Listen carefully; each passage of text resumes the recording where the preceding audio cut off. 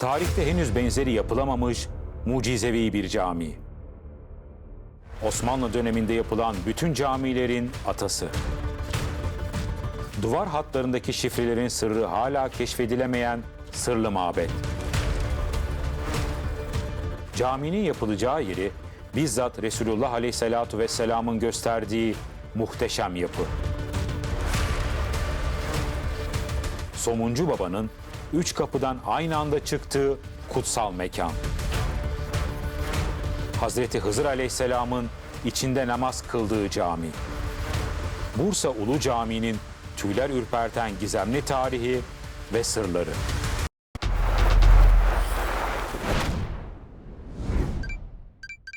Seyahatnamesine Bursa'da başlayan Evliya Çelebi, evvela cümleden ulu cami kebirdir. Böyle ruhaniyetli cami yoktur. Yeryüzünde benzeri yoktur. İnsanoğlu böyle bir cami yapmaktan ve tarif etmekten aciz kalmaktadır. Övgülerini dile getirmiştir. Osmanlı Devleti yıllarca İslam'ın sancaktarlığını yapmış, İslam birliğinin korunmasına katkı sağlamıştır. Fethi için gittiği topraklarda İslam'ın yayılmasına önderlik eden Osmanlı, aynı zamanda günümüze kadar ulaşan tarihi eserleri ortaya koymuştur. Bu eserlerin başında Osmanlı Devleti'nin payitahtında inşa edilen ve günümüzde dahi ülkemizin en büyük camileri arasında yer alan Bursa Ulu Cami gelmektedir. Bursa Ulu Cami, Orhan Gazi Parkı'nın bulunduğu geniş bir alana Yıldırım Beyazıt zamanında mimar ve İslam alimi olan Muhammed Ali Necar'a 1396-1399 yılları arasında yaptırılmıştır. Evliya Çelebi'nin ifadesiyle bu cami Bursa'nın Ayasofya'sıdır. Burayı önemli kılan diğer bir sebep ise Osmanlı camileri arasında çok kubbeli anıtsal yapıların ilki olmasıdır. Bu caminin adeta her taşında ayrı bir gizem saklıdır. Peki bu camiyi bu kadar önemli kılan ve hala ayakta kalmasını sağlayan sebep neydi? İşte karşınızda Osmanlı tarihinin sır kutusu. Birçok savaş, yangın ve depreme rağmen hala ayakta kalan gizemli mabet Bursa Ulu Cami.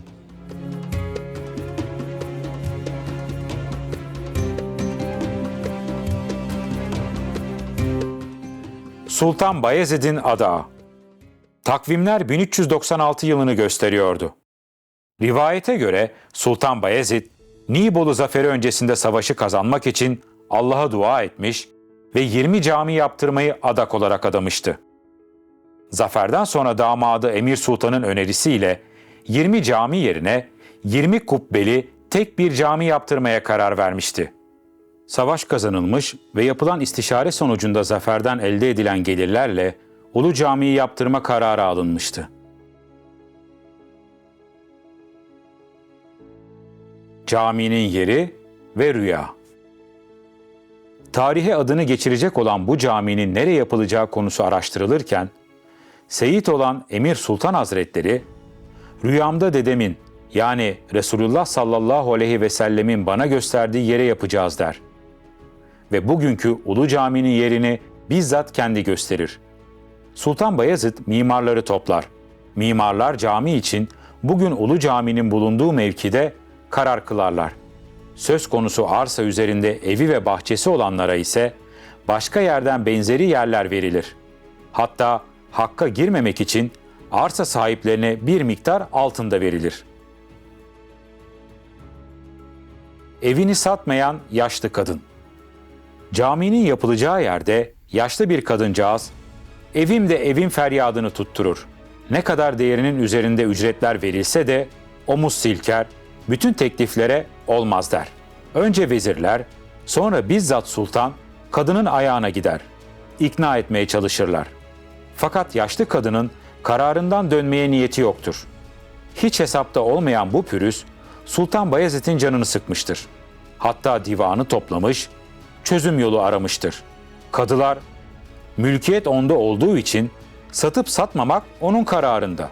Elimizden bir şey gelmez demişlerdir.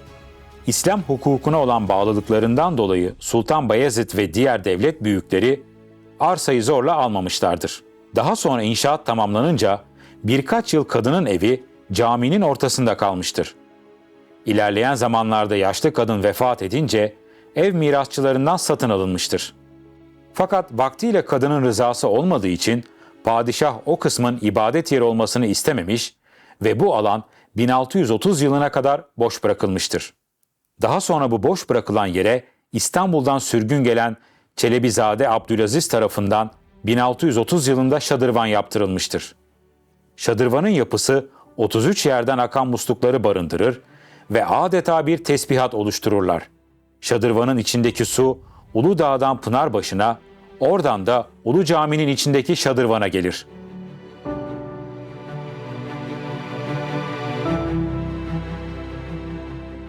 İlk namaz. Cami tamamlanır ve sıra namazın kılınmasına gelir. Camide ilk namazı Emir Sultan Hazretlerinin kıldırması istenir. Ancak Emir Sultan aramızda benden daha alim zatlar vardır. Zamanın kutbu buradayken bize hitabet düşmez der. Ve o zamana kadar halkın sıradan bir insan zannettiği Somuncu Baba'dan yani Şeyh Hamidi Veli'den namazı kıldırmasını ister. Somuncu Baba hutbeyi irad etmek üzere kalkar ve Emir Sultan'a dönerek "Ey şeyh, ne yaptın? Bizi faş ettin. Yani bizi açık ettin" der. Minbere çıkar ve cemaate şöyle seslenir: "Aramızda Fatiha suresi üzerine çalışmalar yapan zatlar var. Bu hutbemizde onların bu müşkülünü halledelim" der ve Fatiha suresini 7 farklı şekilde tefsir eder. Molla Fenari bu süreçte Fatiha üzerine çalışma yapmakta ve kafasında cevap bekleyen sorular bulunmaktaydı. Somuncu Baba'nın hutbede verdiği bilgilerle bütün soruları cevap bulur. Aynül Ayan, Gözümün Gözü adlı kitabını bu hutbeden edindiği bilgilerle hazırlar. Verdiği hutbe camideki alim ya da cahil herkesi etkisi altına almış, zahiri ve batini ilimlere sahip büyük bir veli olduğu herkesçe kabul görmüştü. Rivayetlere göre ilk tefsiri herkes anlamış, ikinci tefsiri alimler anlamış, üçüncü tefsiri melekler anlamış, sonraki tefsirleri ise hiç kimse anlamamıştır. Somuncu Baba aralarında Yıldırım Beyazıt, Molla Fenari ve Emir Sultan'ın da olduğu cemaate namazı kıldırdıktan sonra Ulu Cami'nin 3 kapısından aynı anda çıkmıştır. Namaz sonrası doğu, batı ve kuzey kapılarında Somuncu Baba'yı görmek için bekleyenlerin hepsi beklediği kapıda onu gördüklerini söylemiştir. Somuncu Baba o zaman o kadar okuma yazması olmayan ümmi bir kimse gibi hareket edip kendini gizlemişti. Manevi ve ilmi birikimlerinin ortaya çıktığı gün Ulu Cami'nin açıldığı gün olmuştu. Sırrı ortaya çıkan Somuncu Baba Bursa şehrini terk etse de 625 yıldır Ulu Cami'de namazlar ilk günkü coşku ve manevi zenginlikle kılınmaya devam etmektedir. Vav harfi. Ulu Cami'nin duvarlarından birinde bir vav harfi motifi bulunmaktadır. Buradaki vav harfi teship sanatı ile süslenmiş ve ucuna lale motifi işlenmiştir. Lale süsleme sanatı Allah kelimesinin harflerini sembolize etmekte, vav harfi ise Allah'ın vahid ismini ve birliğini simgelemektedir. Bir insanın secdedeki haliyle bir ceninin anne karnındaki halini anımsatan duvardaki bu vav harfi, ebced hesabında 6 rakamına denktir ki bu yönüyle aynı zamanda imanın 6 şartını temsil ettiği söylenir. Hazreti Hızır Aleyhisselam, bir rivayette Şeyh Hamidi Veli yani Somuncu Baba Hazretleri, caminin yapıldığı sıra buraya gelir, işçilere hayrına somun dağıtır, dua ve himmet ederdi. Somuncu Baba Hazretleri bir gün yine ekmek dağıtırken Hızır Aleyhisselam'ın orada olduğunu fark etmiş. Kolundan tutup, "Senin her gün burada namaz kılmanı istiyorum" demiştir. Allah dostu bu büyük velinin isteğine karşı Hızır Aleyhisselam her gün geleceğine dair söz vermiş. Ama o da bir istekte bulunmuş ve "Hangi vakit geleceğim bana kalsın" demiştir. Bunun üzerine Hızır Aleyhisselam Ulu Cami'deki vav harfinin önünde her gün gelip bir vakit namaz kılmaya başladığı rivayet edilir. Kabe örtüsü.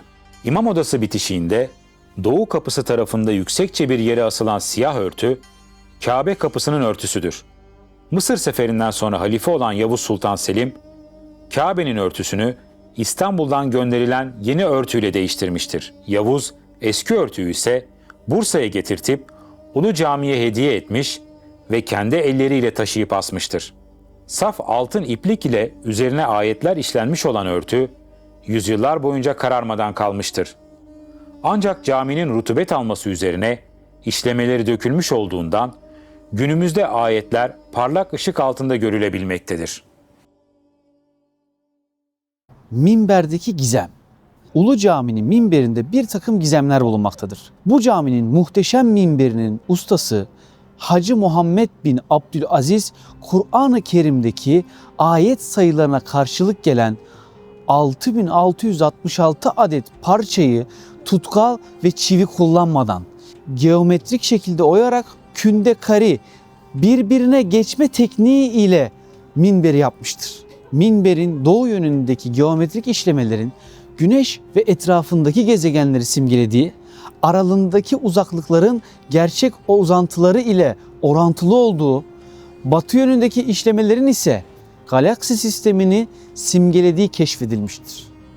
Ceviz ağacından yapılmış ve siyah renge boyanmış olan minber, dünyanın en güzel, en ince ustalıkla işlenmiş, en benzersiz bir sanat eseridir. Üzerindeki işlemeler ile bu minber, Selçuklu üslubundan Osmanlı üslubuna geçişin bir şaheseridir. Bu muhteşem minber için Evliya Çelebi seyahatnamesinde çiçek resimleriyle yazılarını cihan ressamları toplansa yapamazlar, örneği yoktur demiştir. 5. makam. Ulu Cami en yüksek mertebedeki alimler ve din adamlarınca İslam'ın 5. en yüksek makamındaki ibadethane olarak kabul edilmiştir. Diğer ibadethaneler ise şu şekildedir. Birincisi Mescid-i Haram yani Kabe. İkincisi Mescid-i Nebevi Medine. 3. Mescid-i Aksa Kudüs. 4. Emeviye Camii Şam. 5. Ulu Cami Bursa.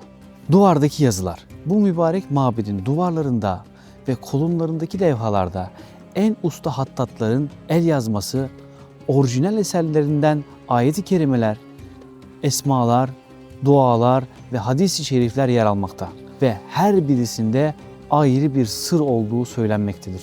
Cami ile alakalı diğer ilgi çekici bir bilgi ise caminin ana kapısının girişinde sağ tarafta kalan duvarın ortasında yer alan büyük panonun sırrıdır. Oldukça büyük olan bu panonun üzerinde Subbuhun, Kuddüs'ün zikirleri yazılmaktadır. Fakat bu zikirlerin ne için yazıldığı gizemini hala korumaktadır.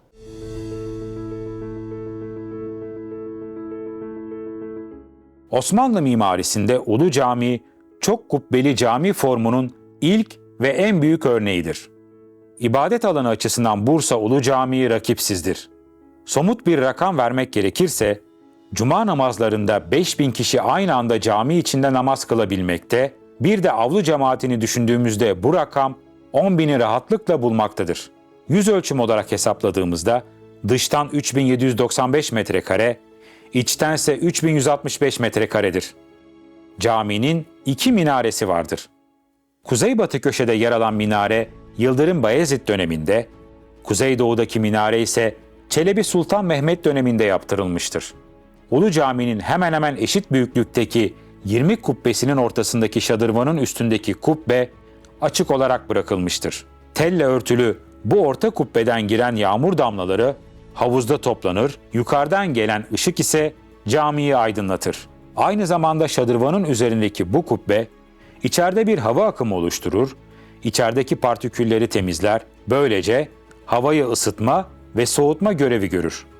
Caminin ortasındaki bu açıklık aynı zamanda temizleme, ısıtma, soğutma, nemlendirme ve aydınlatma görevine de sahiptir.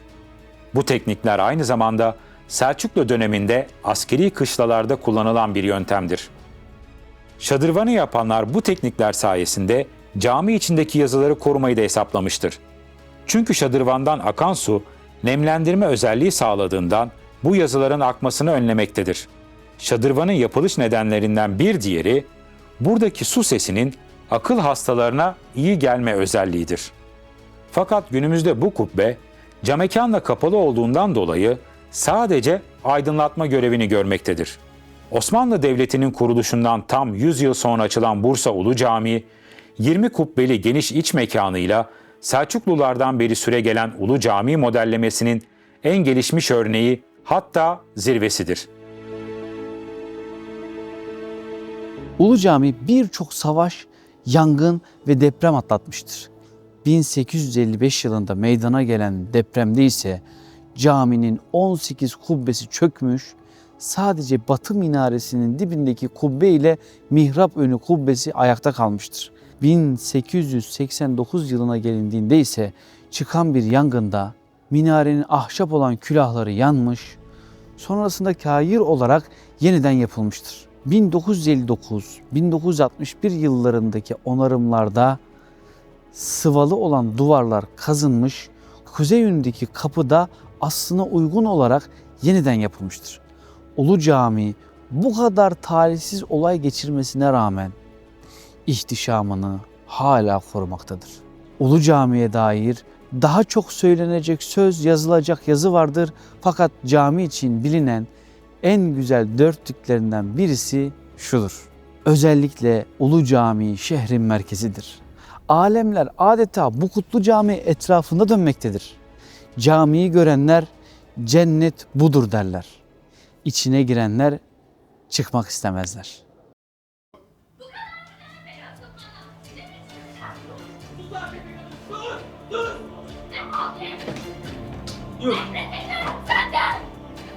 Nefret ediyorum senden.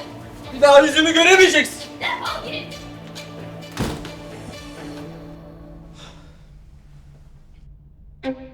Onlar bazı sırları bilseydi böyle olmazdı. Mehmet Yıldız'ın kaleminden Mutlu Evliliğin Sırları şimdi kitapyurdu.com'da.